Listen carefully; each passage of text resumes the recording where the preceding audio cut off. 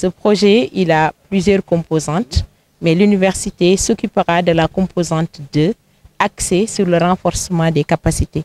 Donc l'université va faire des formations destinées aux élus locaux, formations destinées aux autorités déconcentrées, formations également destinées au secteur privé et formations destinées aux étudiants pour qu'on puisse vraiment gérer tous les conflits que nous rencontrons dans le domaine du foncier.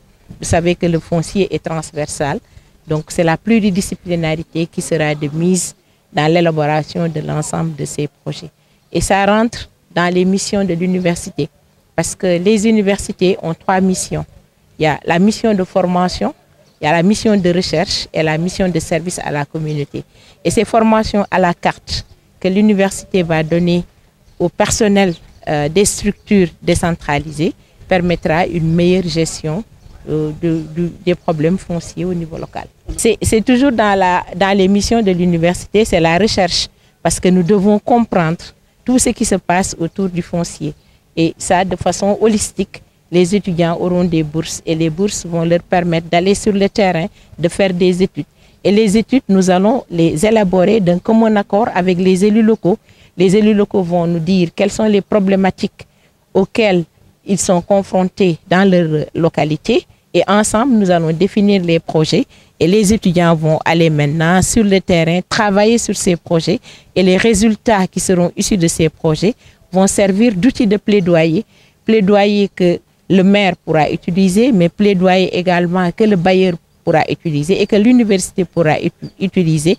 Et ces résultats pourront aider nos décideurs pour prendre vraiment les bonnes décisions au bon moment. C'est un projet qui vise à accompagner les acteurs à la base en matière de gestion et de la gouvernance foncière au Sénégal, plus particulièrement dans les régions de Kaolack et Kaffrine. Aujourd'hui, à travers l'université Sine Saloum El Hadji Ibrahima Niass, nous apportons une subvention dans le cadre d'une convention qui permettrait en tout cas d'accompagner l'université dans sa marche continue vers le progrès, mais à travers aujourd'hui donc l'implémentation de nouvelles filières foncières. Donc c'est des formations à la carte, c'est des formations aussi pour les étudiants de niveau licence, formation pour améliorer tout simplement le tissu des acteurs intervenants dans le cadre de la gestion foncière, qui se trouve être quand même un enjeu pluridisciplinaire et objet de plusieurs développements, raison pour laquelle donc travailler sur les axes de formation pour le projet Sensouf en tout cas permet d'anticiper sur ces problématiques, permet aussi de doter de ces collectivités locales des outils intellectuels, des outils donc techniques leur permettant de faire face aux enjeux du moment et du futur.